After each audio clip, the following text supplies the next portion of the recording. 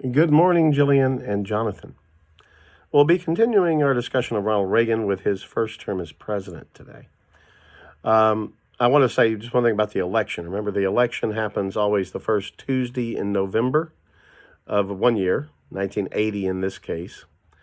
And the president doesn't actually take office until January the 20th of the following year. So the election of 1980 leads to a presidency that begins in late January of 1981. The election, as I said, had been a landslide. Carter's failed economic policies, his failures on international affairs. If Ronald Reagan hadn't had a couple of negative strokes against him, it would have been an even bigger victory than it was, but it was big. The popular vote victory was large. In the Electoral College, Carter carried his own home state of Georgia, his vice presidential running mate Walter Mondale's home state of Minnesota. He also got West Virginia and Maryland, I believe Delaware, and the District of Columbia. And that was it. The rest of the nation, Hawaii, sorry. That was it. So the Electoral College was 489 votes for Reagan, 49 for Carter. So it was an overwhelming landslide in the Electoral College. But not everybody was 100% comfortable with Ronald Reagan becoming the president. For one thing, he had a reputation as being a kind of fanatical Cold Warrior who might be too belligerent against the Soviet Union. There were a lot of people who were worried about this. Remember, he had been made his splash in politics being associated with Barry Goldwater in the 1964 election. And, Goldwater was pretty much as fierce a Cold Warrior as you could get. And Reagan didn't help matters any in the debates, the Republican debates for the presidential nomination in 1980 in New Hampshire. The first primary contest, they had one of those debates, and you know how important those can be early on. They were doing a mic check, and he made a joke, intending, I'm sure, to make silliness about how people thought he was a crazy Cold Warrior. But his joke was something like, we're going after Russia, the bombers will start flying in 5 minutes, or something very much like that. He meant it as a joke, but the mic was actually live, and they recorded it, and it made it on the news. So you can just imagine how this set hearts aflutter during the campaign. And there were people who were still very worried when Ronald Reagan took office that he was going to be too aggressive with the Soviet Union. The other thing, though, about Ronald Reagan, he had spent 2 terms as governor of California. And there he had come down as kind of a hardline conservative. The student protest movements of the late 1960s, he literally sent the National Guard in after some of them in Berkeley, California. He was very much seen as a law and order kind of guy. And people worried about that, too, that he might be just too extreme. But Carter was perceived as such a failure on both domestic and foreign policy that people were willing to put aside their worries about Reagan, and he won an overwhelming victory. But this changed American politics fundamentally. It's known as the Reagan Revolution. You'll still hear the phrase, the Reagan Revolution, in American politics. At its very heart was a rejection of the principles of the New Deal. Now, Reagan never wanted to go back and roll back Social Security, and he knew that there were too many programs from that era and ones like it from later decades. He wasn't going to get rid of them all. But whereas Franklin Roosevelt had told people, your government is here to help you, and here are the programs that we're putting in place that the government thinks will help you, Ronald Reagan had almost exactly the opposite instinct. His most famous line is, government is not the solution to our problems. Government is the problem. And economically, he had a good leg to stand on for that, because you remember the high inflation and yet high unemployment, the stagflation we talked about, the economy's not growing, but prices keep going up and up and up. That had typified the late 1970s, since just before he became president. And the reason for it was pretty clearly that Americans were being taxed fairly heavily, and a huge amount of that was being spent on the federal government bureaucracy and its programs. And so many dollars were going to federal programs and federal employees' paychecks that they were inflating the economy. You put more money into the economy, it inflates it. The prices go up. So the government was too big was a very believable idea.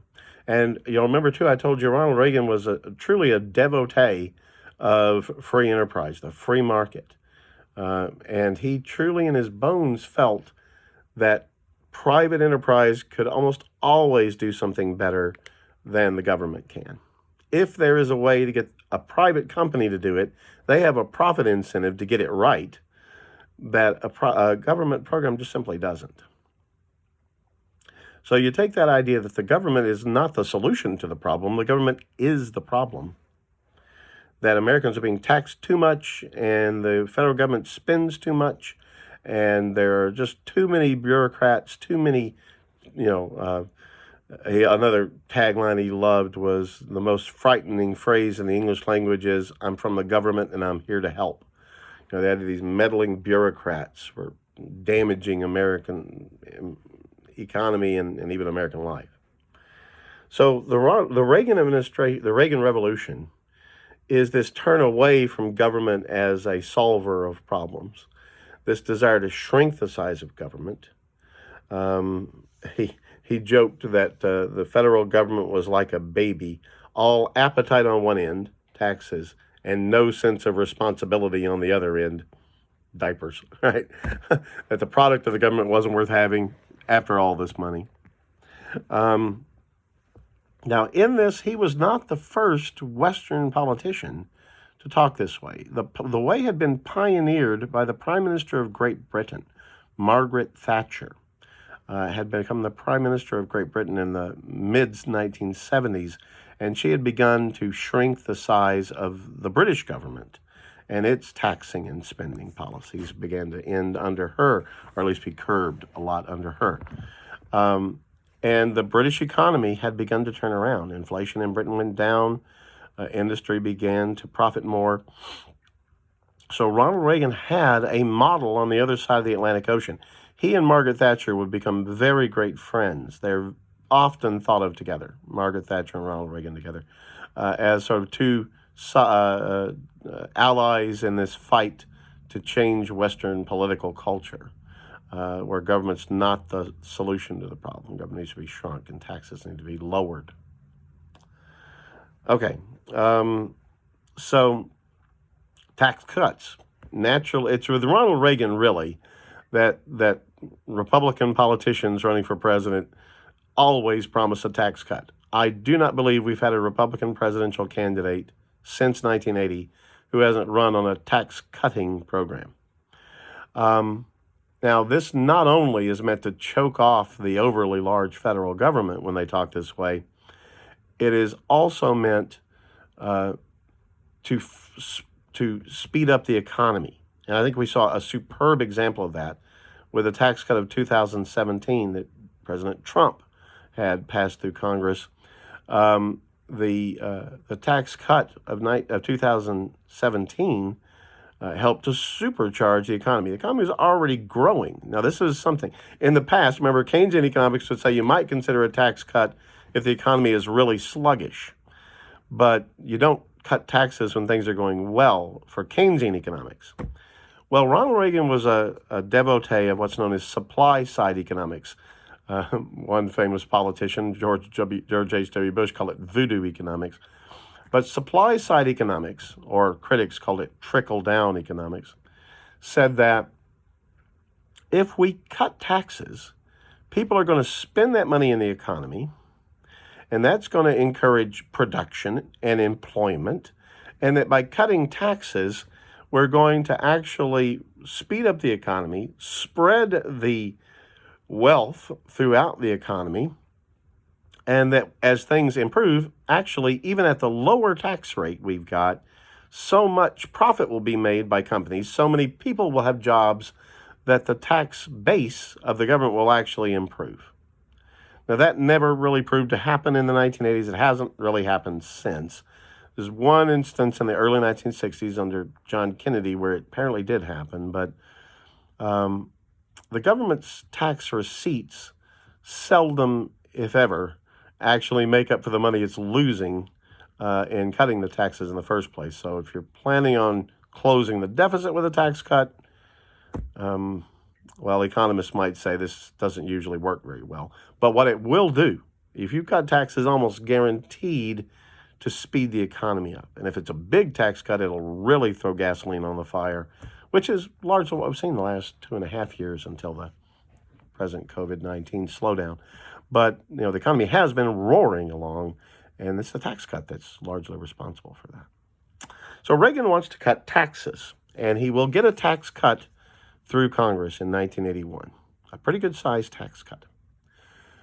But this will also lead to deficit spending, because while he talks about shrinking the federal government, there was one part of the federal government that he did not want to shrink at all, the defense budget.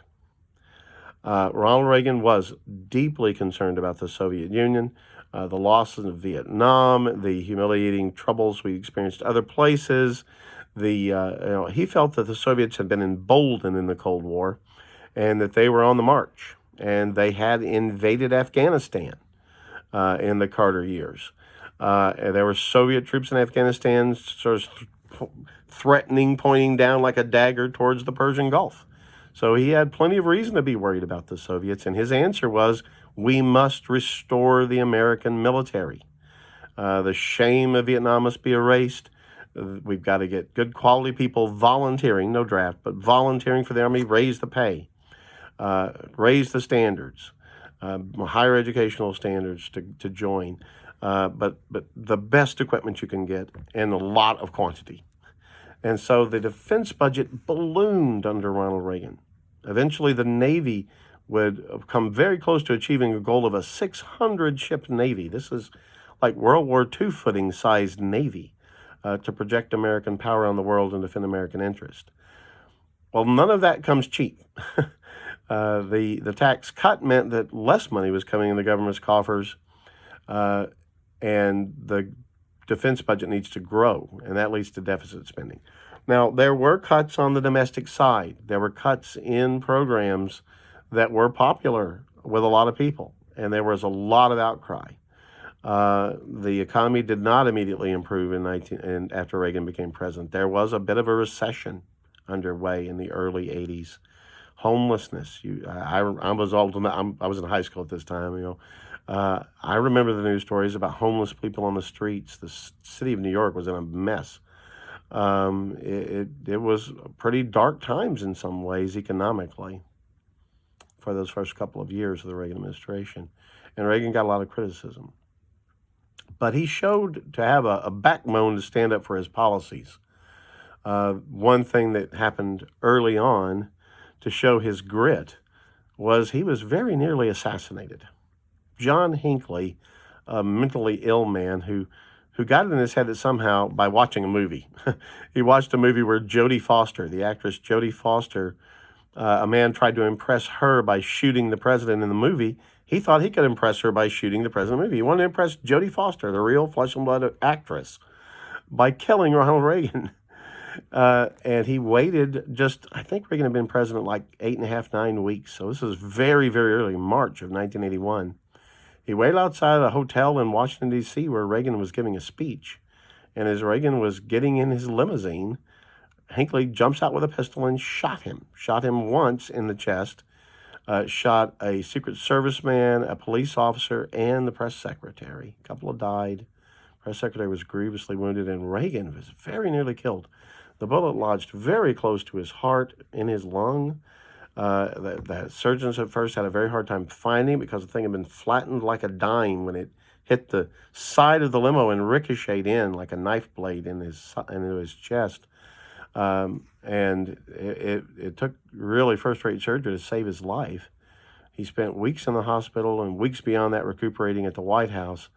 But when he came out, he stood tall. He gave a speech just about a month after the shooting, He was still weak, but he gave a speech standing at the podium in the Congress to a joint session of Congress. And this showed his mettle, his determination, surviving this assassination attempt and coming out even more determined to defend America against the Soviet Union, even more determined to pursue the Reagan Revolution at home. We'll continue in the next lecture with Ronald Reagan. Thanks.